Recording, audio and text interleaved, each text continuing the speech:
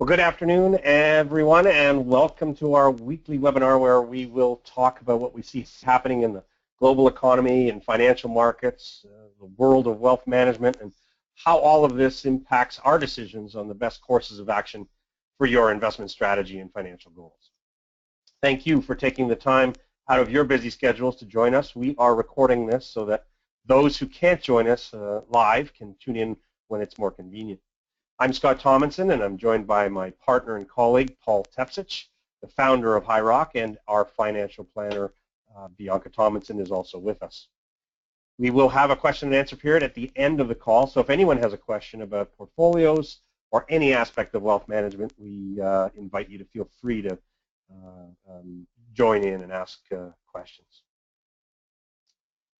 Well, today I'm live from Point O'Barrel, Ontario, where I am on the northeastern shore of the beautiful Georgian Bay, away from the office, perhaps, but always tuned in. Well, HighRock was founded by Paul in 2010 to manage about $200 million in closed-end funds for Scotiabank, and we're registered with the Ontario Securities Commission. I joined Paul in April to help build our private client business, and we're off to a wonderful start. We've continued to add new clients, and we're quite excited to have made an impact in such a short period of time. If you like what we're doing, our approach, our service, and our expertise, feel free to recommend us to your friends, family, and colleagues. We do have room for new clients who might be a good fit to our style of investment and wealth management. Our private client division is established to take advantage of some of the synergies that come with the funds we manage for Scotiabank. We're not brokers, we're not investment advisors or financial advisors. We are a portfolio management company who has a clear understanding of wealth management. Importantly, all of us at HighRock have our money invested in the same models as all of our clients. Whatever we do for all of us. Our interests are aligned with yours. Our fees are simple and transparent, and we take our responsibility to beyond what is required by the regulators with an independent review committee. And this committee reports directly to our clients to ensure that we are walking our talk. You'll be receiving your first report shortly, included with our quarterly update and your portfolio progress report. So let's move to the risk analysis section of our weekly call. Here we're always seeking the most efficient way to maximize return while at the same time minimize risk.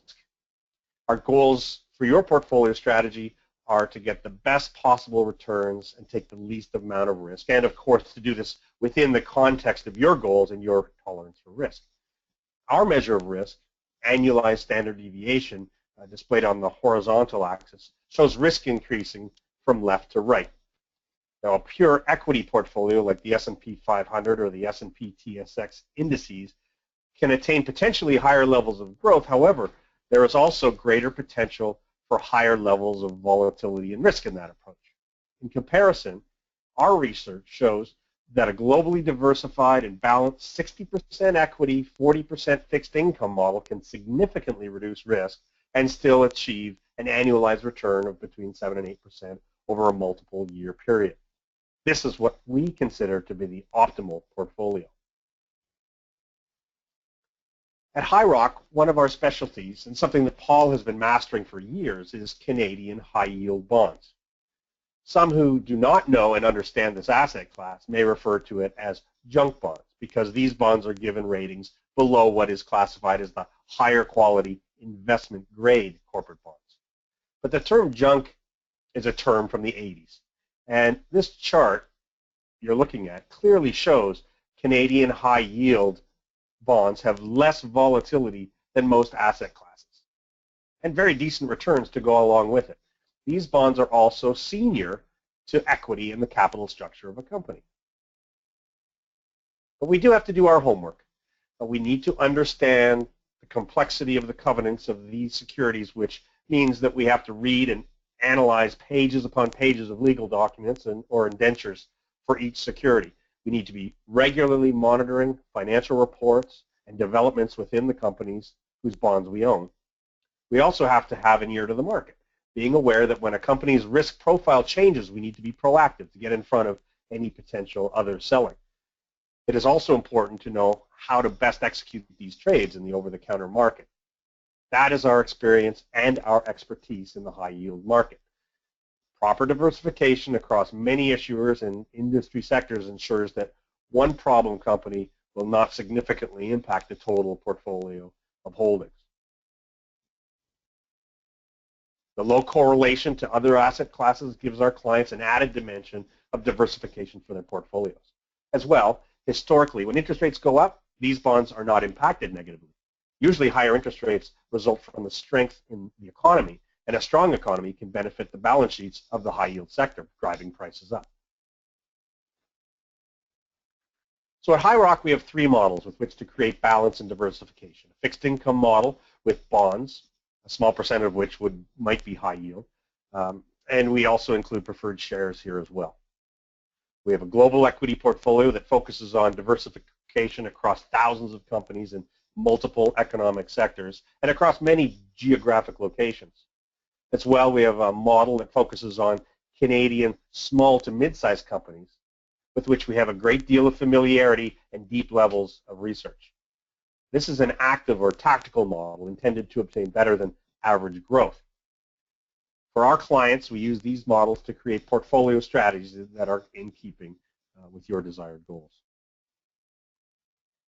So we develop ideas and follow an in-depth process to determine their suitability and value, and only when they meet all of our stringent criteria do we execute our buy orders. So now in the context of our risk analysis, let's check in on our broad economic themes for 2015 and assess the risks of some of the latest developments. Well, I'm beginning to get or become a bit of a broken record, but the key theme this year is expect the unexpected. And of course, as we suggested over the past few weeks, Germany needed Greece to remain in the euro as much as Greece needed to remain in the euro. So as Germany needs to keep the value of the euro lower to build their export economy and create growth, they need Greece to keep in the euro to keep the value of the euro lower. So they came up with a deal for the time being anyway. And as I have mentioned in my blog, they've kicked the can a little further down the road. But we'll see how things unfold here. But let's get to the more important matters now that that's behind us. Let's talk about the global economy. And one of our new sub-themes for the U.S. economy that I have been rambling on about recently is that we believe there's a significant change happening to the U.S. consumer. So today's U.S. retail sales data concur with that outlook. The June data came in with a decline of 0.3%, much lower than had been expected. May's data was actually revised down from plus 1.2% to 1%. And the data for June after autos and gas was a decline of 0.2. So autos, which have been helping prop up retail sales recently, are starting to slow, and this is also impactful. And this is all about our issues surrounding what we think is a very structural change in consumer attitudes in the United States. So U.S. consumers may be confident because the confidence numbers continue to look good, but with the U.S. consumer being close to 2/3 of the U.S. economy, they're not spending. And this is important. And as we've said before, it is a structural shift. Baby boomers are starting to save more for retirement, and millennials, the new and growing cohort, just have less money to spend. So we think that this is a more structural issue, and that's going to have to start to be looked and talked about a little bit more, certainly at the Federal Reserve level. And speaking of the Federal Reserve, again, one of the risks that we're always being on guard for is interest rate risk, and that at the moment is one of our main focuses. So in Canada, we saw April economic data show a weakening economy, and this has led some economists to suggest that Canada is likely now in a recession, and that means we've experienced 2 quarters of negative economic growth. So that means that not only was April negative, but their expectations are that we'll have negative GDP growth for April, May, and June to put Canada into a recession. So that's interesting because a number of economists think that the Bank of Canada may in fact cut interest rates tomorrow when the Bank of Canada gives its July announcement. We think here that with current levels of inflation close to the bank's targets that they may be a bit more patient. But also remembering that earlier in the year, Bank of Canada Governor Stephen Poloz believed that the U.S. economy would pull the Canadian economy along in the second half of 2015. So if he's changed that view, which he may have, because we don't see, and clearly the U.S. economy is the wild card, and at the moment it just doesn't appear to be holding out the same kind of promise. So tomorrow we'll see more on that. But meanwhile, the International Monetary Fund has cut its outlook on Canadian economic growth, and also tomorrow the Bank of Canada will release its update on the Canadian economy and its outlook for monetary policy and, of course, interest rates. So tune in to your local news stations around 10 a.m. tomorrow for an update on that. So what is also of key concern to all central bankers, not just the Bank of Canada, of course, is the state of inflation. Recently, we have seen that U.S. Inflation remains benign. It does give the Federal Reserve some breathing room on interest rates, and just today, even though the Bank of England Governor Mark Carney suggested that interest rates in the UK might soon rise, new inflation data suggests that he also has time on his side. So we'll continue to watch inflation data. But later this week, we'll also see updates from Euro area inflation, US CPI and PPI, and Canadian inflation data as well. Well, that also leads us into the question, will the U.S. Federal Reserve raise rates in September? That certainly has been expected for quite some time, but with current economic data, benign inflation, it does raise the question of whether it will be in September or perhaps later in the year. Now, last week, Janet Yellen said, Janet Yellen, who is the chairwoman of the U.S. Fed, said that she expects at least one increase in 2015. So it's just a function of when that'll happen now. Well, what risks do we see this creating? Well, of course, we're always cautious for market risk, especially with our portfolios, and equity markets definitely are remaining expensive, especially in the U.S. And despite rebounding from the recent volatility, U.S. equity markets over a longer period of time, they still look a bit tired on the chart. It's been a long 6+ year run of positive markets, and right now there really are no catalysts out there to drive it higher. As we have often said, relative to the fundamentals, this is an expensive market, both on an earnings per share basis and on an enterprise value to EBITDA basis. Because valuations are well above the average, we don't see how stocks can move a lot higher until the fundamentals catch up. So if expectations of better things to come, we don't see it. And right at the moment, earnings expectations are for already weaker numbers. With retail sales falling, inventories will build, production will slow. This can't be good for earnings in the second half of 2015 either. So again, we are approaching U.S. equity markets and all equity markets in general, and I'll talk about that in a second, but with caution. And that brings up how we are positioning our portfolio models based on our assessment of the current environment for risk. Volatility has settled somewhat in bond markets, but there is still plenty of uncertainty surrounding the direction of interest rates and based on the current status of inflation and central bank policies. So our strategy is that we look to add to bond positions if and when yields move higher. Again, Paul and I are regularly discussing where we think markets are going, and certainly being very cautious as to how we see this all unfolding. Certainly, one of the more volatile markets this year has been Germany. Hit lows in April, moved to new highs in June in the 10-year sector, but still have negative yields in the short term. So always interesting keeping an eye on what the expectations are for bondholders in Germany. In the U.S., bonds are getting back close to their June highs, and of course we're monitoring that and looking for opportunities there. Canadian, interestingly enough, Canadian short-term rates have built in a bank rate cut. So the market definitely is expecting a cut, if not tomorrow, then certainly a little further along in the year. But we'll know, again, as I said, a little bit more tomorrow. Longer-term rates still in their mid-range at this particular point in time.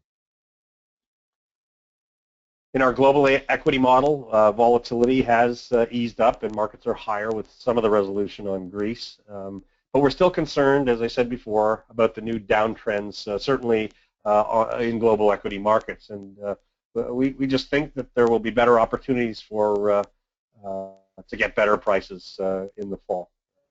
And just let me run through a few of our the countries that we're keeping an eye on. Of course, Japan.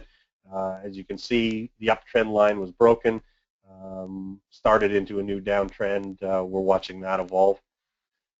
Certainly in the UK, markets have bounced back, but they're still at the downtrend line. So unless they can break higher from that, then that trend continues lower. In the euro, the trend continues to be down, even though we are testing that downtrend line again, post-Greece. In Australia, still a market that's in a downtrend. So all these markets have trended down. They are cheaper for sure. That's tempting us, but again, we think being cautious and patient is in the best interest of our clients at this particular point in time. So we're going to remain that way until we see developments that change our minds. In China and emerging markets, similar stories. China has bounced a little bit, but still inside that downtrend. Emerging markets, very much the same story. Actually, not quite as much of a bounce as we have seen in China. Okay, and the third model that we run is a Canadian growth equity model, and Paul is the tactical expert there, and I'll just ask him if he's. I know he's been busy with his research and certainly busy monitoring markets. He mentioned a couple of positions that he was looking at today even, and maybe he wants to just chat a little bit about that. Thanks, Scott. Yeah, I was pretty busy today, certainly doing some quick research. There are a few names that we follow and have research on, and we were brushing up on a couple things, but there are some stocks that are very, very volatile right now, and I think present some good buying opportunities. So in fact, we were trying to buy one right at the close, but we have added some small positions here and there, and obviously, as you said, we continue to monitor the names that we know well and stay disciplined and have put in our buy targets, but we aren't quite there on the majority of them yet. That's it. Thank you for that, Paul. Okay, well, that's it for today's discussion. If anyone has a question, this is a great time to bring it forward.